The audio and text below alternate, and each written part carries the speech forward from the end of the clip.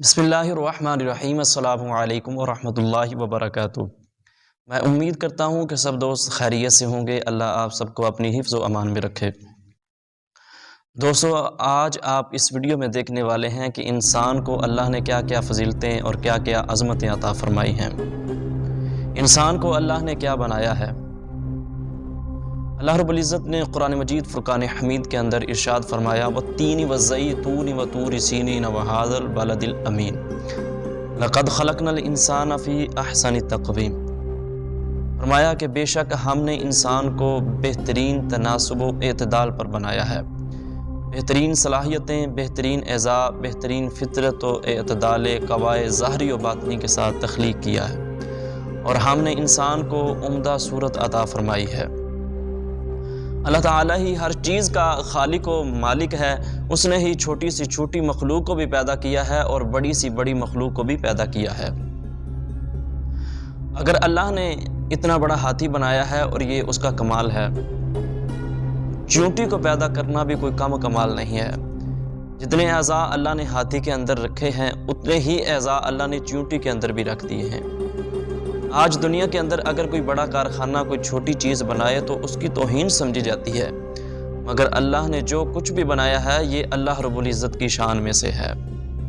آج دنیا کے اندر اگر کوئی ایک کارخانہ کوئی اچھی چیز بنا لے تو اس سے بہتر کوئی دوسرا کارخانہ بنا سکتا ہے، مگر سارا جہان اور سارے جہان کے سارے کارخانے مل کر بھی اس کے کارخانہ قدرت میں تیار ہونے والی کوئی ادنا سی ادنا چیز سے بہتر تو کیا اس جیسی بھی نہیں بنا سکتے۔ بلکہ مخلوق کی بنائی ہوئی چیز اور اللہ کی بنائی ہوئی چیز میں ایک فرق یہ بھی ہے کہ اللہ کی بنائی ہوئی چیز جیسی کوئی اور نہیں بنا سکتا، کیونکہ اللہ نے قرآن پاک کے اندر ارشاد فرمایا لَن یخلقوا ذبابا وَلَوْ اجْتَمَعُوا لَهُ۔ جب مکھی نہیں بنائی جا سکتی تو کوئی اور کیا بنایا جا سکتا ہے۔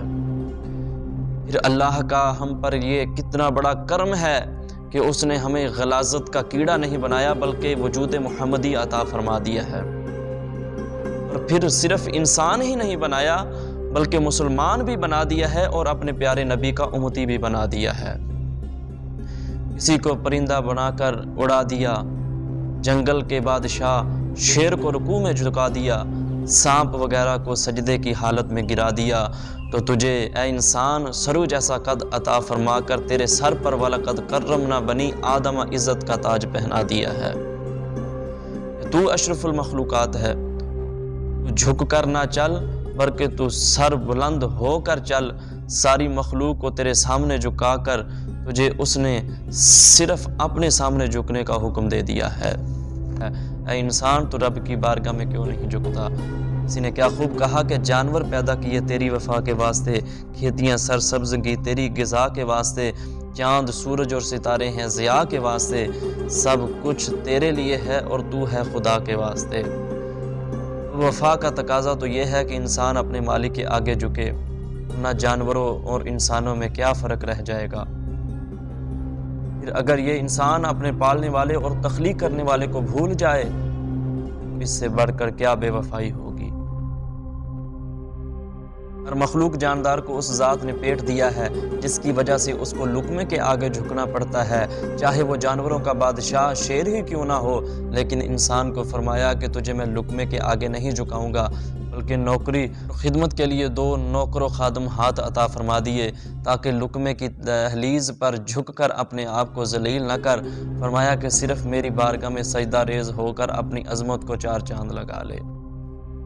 اگر ہمارے حضور فرشتوں میں سے مبعوث ہوتے تو انسان کبھی اشرف المخلوقات ہونے کا اعزاز نہ حاصل کر سکتا، اور اگر حضور جنوں میں سے ہوتے تو جن اشرف المخلوقات ہوتے۔ حضور علیہ السلام کو انسان بنا کر انسانیت کے سر پہ تاج کرامت و شرافت رکھ دیا۔ فرشتوں اور جنوں کو ایک ایک چیز سے بنایا، مگر انسان کی باری آئی تو اللہ نے انسان کو ایک چیز سے نہیں بنایا۔ آگ، ہوا، مٹی، پانی، یہ 4 عناصر ملیں تو پھر حضرت انسان بنایا۔ دوستو، اگر آپ کو ہماری ویڈیو پسند آئے تو لائک کمنٹ ضرور کیجیے گا، اور مزید ایسی پیاری پیاری ویڈیوز کے لیے ہمارے اس چینل انسپائرنگ اسلام کو سبسکرائب کیجیے اور بیل آئیکن کے نشان کو ضرور پریس کیجیے گا، اور ثواب کی نیت سے اس ویڈیو کو زیادہ سے زیادہ شیئر کیجیے۔ جزاک اللہ خیرہ۔